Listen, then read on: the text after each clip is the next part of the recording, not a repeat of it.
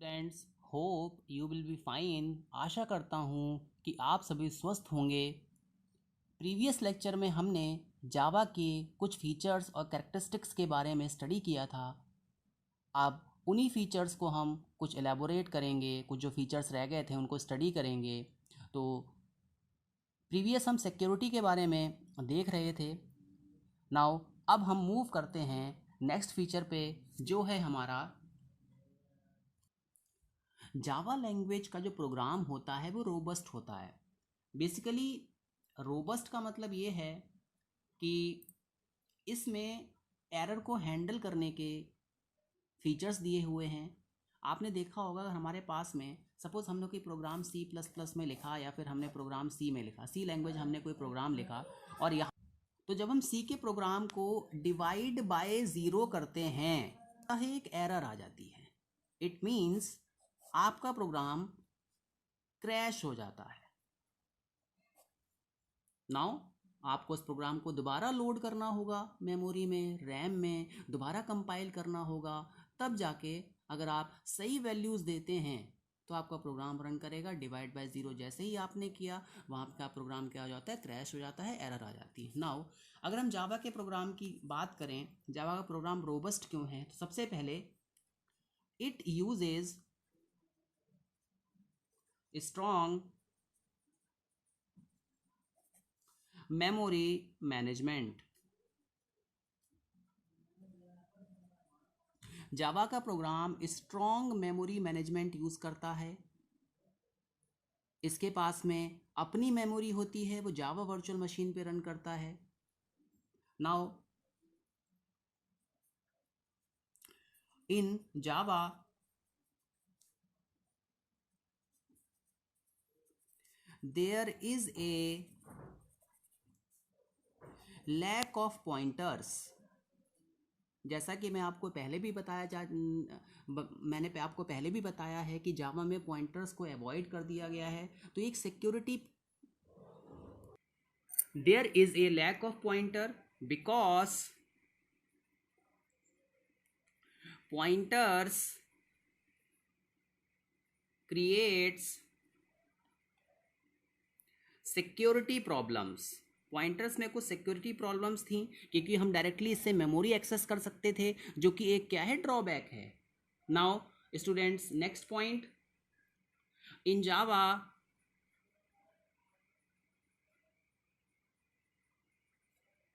There is a automatic garbage collection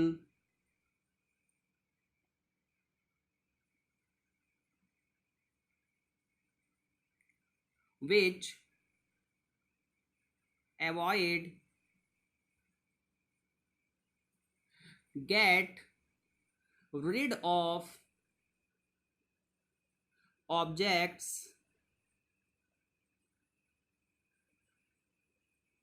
which are not being used by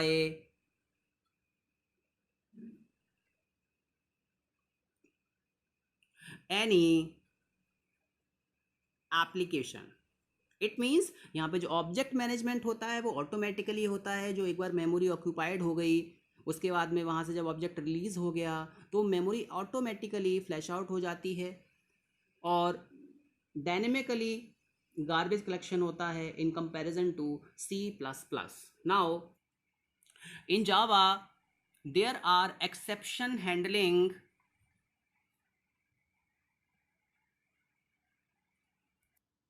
in Java there is exception handling and type checking of errors। जावा में exception handling mechanism है।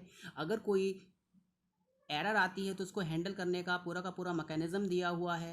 For example, हमारे पास में try block होता है, हमारे पास में catch block है, हमारे पास में थ्रो कीवर्ड है, हमारे पास में थ्रोस कीवर्ड्स है और हमारे पास में एक फाइनली ब्लॉक है।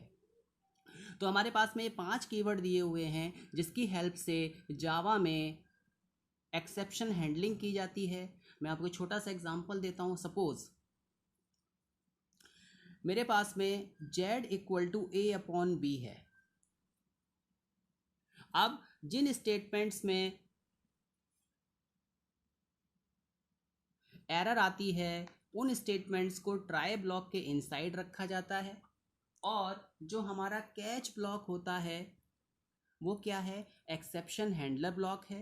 देखिए जब हम यहाँ पे डिवाइड बाय ज़ीरो करेंगे, अगर हमने यहाँ पे 2/0 लिखा तो यहाँ पे क्या है, एक अर्थमेटिक एक्सेप्शन आएगा।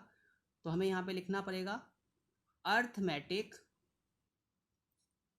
एक्सेप्शन और उसका ऑब्जेक्ट ऑटोमेटिकली क्रिएट होगा और उसकी इंफॉर्मेशन हम यहाँ पर लिखेंगे, यूजर को एक इंफॉर्मेशन देंगे, डोंट डिवाइड बाय ज़ीरो। तो इस तरीके से जावा में एक्सेप्शन को हैंडल किया जाता है। तो जावा का प्रोग्राम जो होता है वो क्या होता है, रोबस्ट होता है। नाउ स्टूडेंट्स, नेक्स्ट जावा का जो नेक्स्ट फीचर है वो है आर्किटेक्चर न्यूट्रल।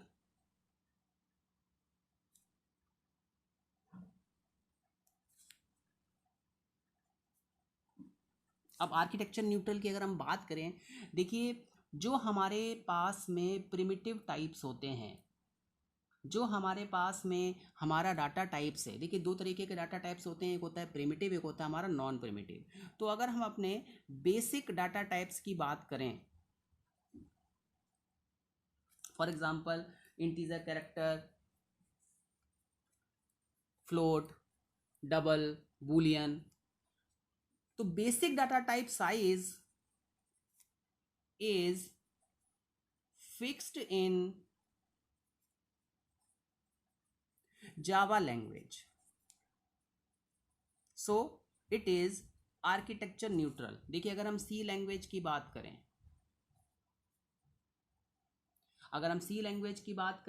तो C लैंग्वेज में जो हमारे पास में जो इंटीजर टाइप होता है उसके 2 बाइट्स होते हैं।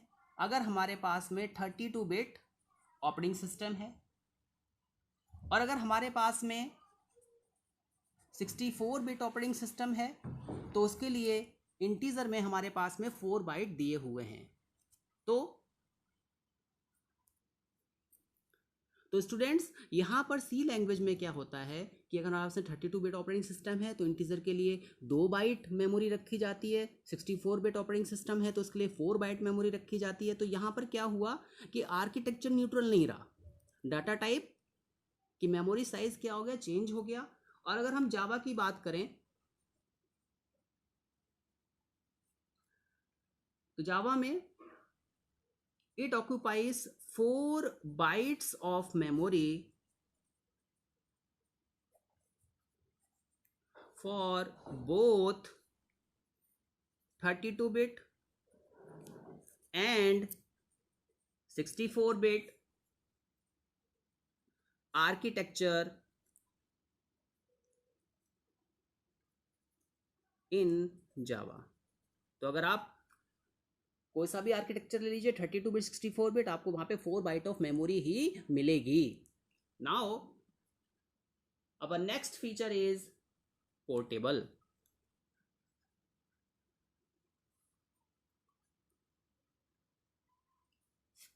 जावा का जो प्रोग्राम है वो पोर्टेबल है बिकॉज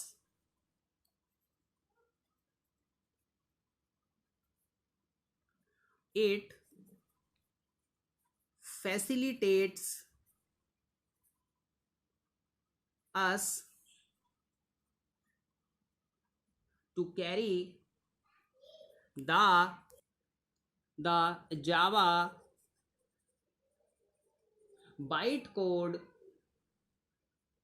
to any platform। कैसा भी प्लेटफॉर्म हो हम जावा के बाइट कोड को कैरी कर सकते हैं।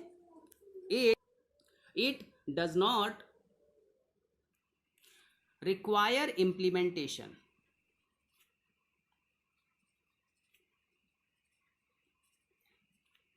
जावा का जो बाइट कोड होता है उसको हम कैरी करके लेके जा सकते हैं किसी भी प्लेटफॉर्म पे, चाहे वो हमारे पास में विंडोज़ ऑपरेटिंग सिस्टम हो, चाहे वो लाइनक्स ऑपरेटिंग सिस्टम हो, चाहे वो मैक ऑपरेटिंग सिस्टम हो। क्योंकि एक बार हम बाइट कोड को, क्योंकि उसमें हमारे लिए क्लास फाइल मिलती है, हमें उसको बार बार इम्प्लीमेंट नहीं करना होता है। बट अगर हम दूसरे सी लैंग्वेज की बात करें तो हमें उसको बार बार इम्प्लीमेंट करना होता है, इसलिए वो प्रोग्राम जो होता है वो पोर्टेबल नहीं है।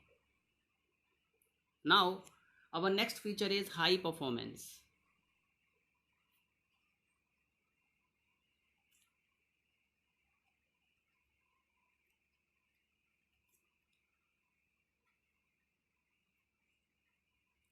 देखिए, जावा का जो प्रोग्राम है वो फास्ट है अदर लैंग्वेजेस के कंपैरिजन में, क्योंकि जावा जो है वो एक इंटरप्रेट लैंग्वेज भी है। तो हम कह सकते हैं Java is faster than the other traditional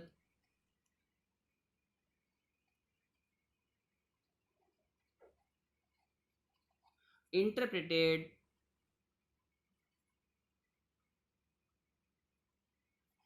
programming language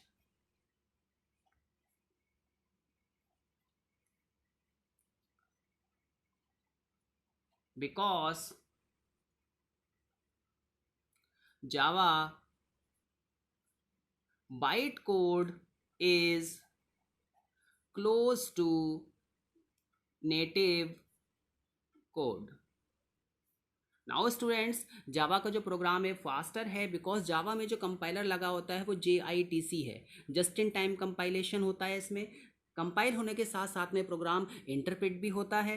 तो जो इंटरप्रेटेड लैंग्वेजेस होती हैं और कंपाइल्ड लैंग्वेजेस होती हैं जिसमें दोनों फीचर्स होते हैं वो फास्ट होती हैं in comparison to wholly compiled languages, for example C and C++। Now last characteristics की हम बात करेंगे, जावा की फीचर की बात करेंगे, डेट इज डिस्ट्रीब्यूटेड। जावा का प्रोग्राम जो होता है वो डिस्ट्रीब्यूट होता है, एप्लीकेशन होता है। In this with the help of RMI, that is remote method invocation and enterprise Java beans, we can create